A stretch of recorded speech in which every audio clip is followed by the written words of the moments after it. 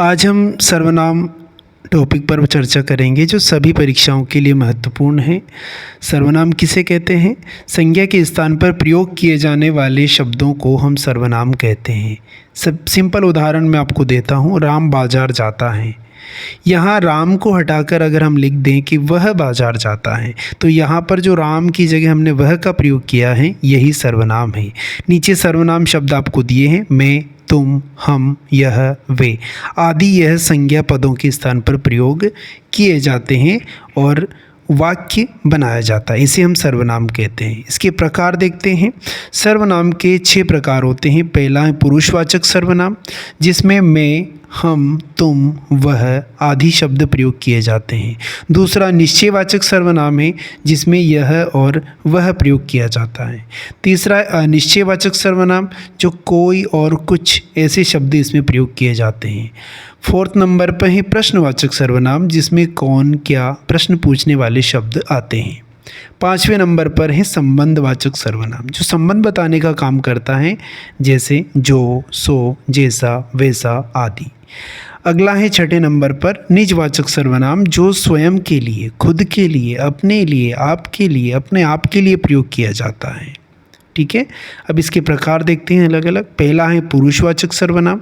पुरुषवाचक सर्वनाम के अंतर्गत इसकी परिभाषा देखें तो बोलने वाला अपने लिए, सुनने वाले के लिए तथा अन्य व्यक्ति के लिए जिन सर्वनामों का प्रयोग करता है, उन्हें पुरुषवाचक सर्वनाम कहते हैं। पुरुषवाचक सर्वनाम के अंतर्गत 3 प्रकार आते हैं, उत्तम पुरुष, मध्यम पुरुष, अन्य पुरुष। उत्तम पुरुष में जो बोलने वाला यानी कि जो वक्ता होता है, मैं, हम, हमें, हमारे, ये उत्तम पुरुष में आते हैं। मध्यम पुरुष में जो श्रोता होता है, सुनने वाला, तुम, तुम्हारे, तुमको, आप, आपका, ये मध्यम पुरुष में आते हैं। अन्य पुरुष में कौन आता है? वह, उसे, उसका, उसके, उसको, ठीक है, ये सभी जो है अन्य पुरुषवाचक में आते हैं। जो कि जहाँ मौजूद नहीं होते हैं वो अन्य पुरुष में आएंगे। ठीक है, तो आप इसे समझ पाए होंगे चित्र के माध्यम से। अगला प्रकार है अपना निश्चयवाचक सर्वनाम। निश्चयवाचक सर्वनाम जो है, इसकी परिभाषा अगर हम देखें तो इसमें हम देख सकते हैं कि जहाँ निश्चितता का बोध होता है, वहाँ निश्चयवाचक सर्वनाम होता है। वे सर्वनाम शब्द जो किसी पास या दूर की वस्तु, व्यक्ति या निश्चितता का बोध कराते हैं, उन्हें निश्चयवाचक सर्वनाम कहते हैं। इनके अंतर्गत देखें आप, यह यानी कि यह निकटता के लिए प्रयोग किया जाता है, और वह शब्द जो है इसमें दूर की वस्तु दिखाने के लिए प्रयोग किया जाता है। जैसे कि यह किताब मेरी है, तो यह पास की वस्तु बताने के लिए प्रयोग किया जा रहा है, मतलब निश्चयवाचक है। और वह कार किसकी है, तो ये वह कार मतलब दूर की वस्तु को बताने के लिए हो रहा है, लेकिन निश्चयवाचक में आ रहा है। ठीक है, तो अब हम इसके कुछ उदाहरण देखते हैं। जैसे कि यहाँ पर दिया है यह, वह, और ये बता भी रहे हैं, एक लड़की बता रही है कि यह बिल्ली है, यानी कि पास में बैठी हुई है, और एक बता रहे कि वह पुस्तक है, तो ये भी दूर है। और भी उदाहरण है इसके, देखो, यह कुत्ता मेरा है, तो यहाँ पर ये पास की चीज़ को बता रहा है, तो ये भी निश्चयवाचक में आएगा। वह किताब, ये भी निश्चयवाचक में आएगा। ये खिलौने सुंदर हैं, ये भी निश्चयवाचक में आएगा। वे पेड़ बहुत ऊंचे हैं, वे पेड़ बहुत ऊंचे, दूर हैं लेकिन निश्चयवाचक हैं, निश्चयवाचक सर्वनाम में आएंगे। निश्चितता का बोध हो रहा है।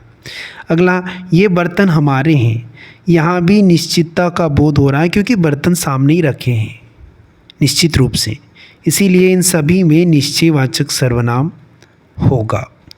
ठीक है, तो ये चीज़ें हम समझ सकते हैं। जैसे कि ये किताब मेरी है, ठीक है, वह ही दौड़ में प्रथम आया है, ठीक है, ये मेरी किताबें, ये उसकी किताबें हैं आदि। अगला है अनिश्चयवाचक सर्वनाम। इसकी परिभाषा हम देखें तो हम बता सकते हैं कि जब किसी वस्तु या व्यक्ति के बारे में निश्चित जानकारी न हो, तो उसे हम अनिश्चयवाचक सर्वनाम के अंतर्गत रखेंगे। उदाहरण आप देख सकते हैं, कोई दरवाज़ा खटखटा रहा है, कोई मतलब यहाँ निश्चितता का बोध नहीं हो रहा है, इसीलिए अनिश्चयवाचक सर्वनाम है। माँ, मुझे कुछ खाने को दो, कुछ मतलब यहाँ पे निश्चित नहीं है क्या खाने को चाहिए, इसीलिए अनिश्चयवाचक सर्वनाम में आएगा। अगला उदाहरण है, किसी ने यह किताब यहाँ छोड़ दी है। किसी ने, किसने छोड़ी है, ये नाम पता नहीं किसी का, इसीलिए यह भी अनिश्चयवाचक सर्वनाम के अंतर्गत आएगा। तो इस प्रकार से हम देख सकते हैं कुछ कितना, किसी, ये सब इसमें प्रयोग होते हैं। और यहाँ पर दिया है अनिश्चयवाचक में, जैसे कि जो सर्वनाम किसी निश्चित वस्तु या व्यक्ति का बोध नहीं कराते उन्हें अनिश्चयवाचक कहते हैं। ये फिर इसमें दे दिया है। इसमें जो कुछ प्रयोग होता है वो भी यहाँ पर दिया है। कुछ, सब, किन्हें, कोई, क्या आदि चीज़ों का यहाँ पर प्रयोग किया जाता है, जैसा कि हमने अभी पिछली स्लाइड में देखा है। आगे हम इसमें और भी कुछ उदाहरण हैं जिन्हें हम देखेंगे, जैसे कि कोई, कुछ, कहीं, थोड़ा, हर कोई। उदाहरण देखते हैं। राह में कोई खड़ा है। राह मतलब रास्ते में, ये भी अनिश्चयवाचक है। बाहर कुछ पड़ा है, कुछ अनिश्चयवाचक है। उसे कई फूल मिले, कई अनिश्चयवाचक सर्वनाम में। थोड़ा सा दूध दे दो, थोड़ा अनिश्चयवाचक सर्वनाम में आएगा। सभा में हर कोई था, यह सभा में हर कोई मौजूद था। हर कोई मतलब नाम किसी का नहीं पता है, लेकिन हर कोई मौजूद था, तो ये भी अनिश्चयवाचक में आएगा, क्योंकि हम निश्चित नहीं कर पाए कौन कौन थे। तो ये सभी उदाहरण जो हैं अनिश्चयवाचक सर्वनाम का बोध कराते हैं। अनिश्चयवाचक सर्वनाम में आप 2 बातें याद रखेंगे, इसमें कोई, कुछ, कितना, थोड़ा, बहुत, ये सब चीज़ें इसमें प्रयोग होती हैं। आगे देखते हैं हम प्रश्नवाचक सर्वनाम। प्रश्नवाचक सर्वनाम जो होता है ये प्रश्न पूछने के लिए प्रयोग किया जाता है। जिन सर्वनाम शब्दों का प्रयोग किसी वस्तु या व्यक्ति के विषय में प्रश्न पूछने के लिए किया जाता है उन्हें प्रश्नवाचक सर्वनाम कहते हैं।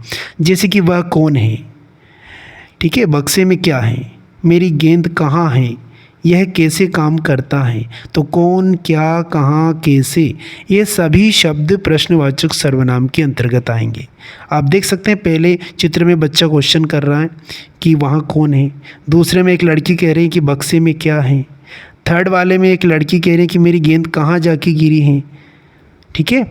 और फोर्थ वाले चित्र में कहा जा रहा है कि ये कैसे काम करता है। इस प्रकार से ये सब प्रश्न पूछने के काम किए जा रहे हैं। अगला प्रकार है अपना संबंधवाचक सर्वनाम। संबंधवाचक सर्वनाम की अगर हम बात करते हैं तो इसमें दिया है वे सर्वनाम जो वाक्य में आए अन्य संज्ञा या सर्वनाम से संबंध बताते हैं। पहला उदाहरण दिया है, जो लड़का खड़ा है वह मेरा दोस्त है। दूसरा, जैसी करनी वैसी भरनी, तो जो, वह, जैसी, वैसी, ये संबंधवाचक सर्वनाम को बताते हैं, ठीक है। और भी हैं, जो सोता है वह खाता खोता है, जो बोओगे वैसा पाओगे, और उतना खाओ जितना पचा सको, ये सारे संबंधवाचक सर्वनाम के अंतर्गत आते हैं, ठीक है।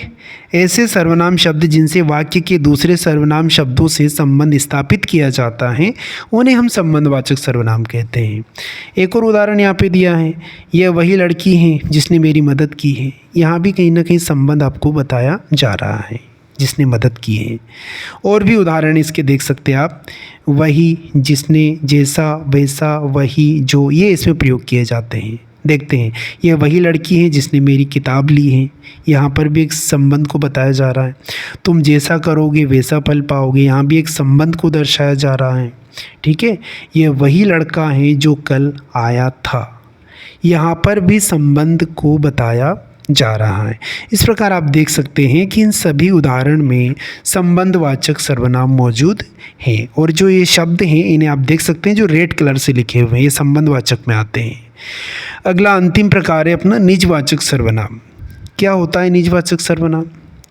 वे सर्वनाम शब्द जो वाक्य के कर्ता यानी कि सब्जेक्ट के साथ प्रयुक्त होकर उसी कर्ता का बोध कराते हैं, निजवाचक सर्वनाम कहलाते हैं। मतलब जो स्वयं के लिए प्रयोग किया जाता है, खुद के लिए। उदाहरण आप देख सकते हैं, मैंने अपना काम स्वयं किया।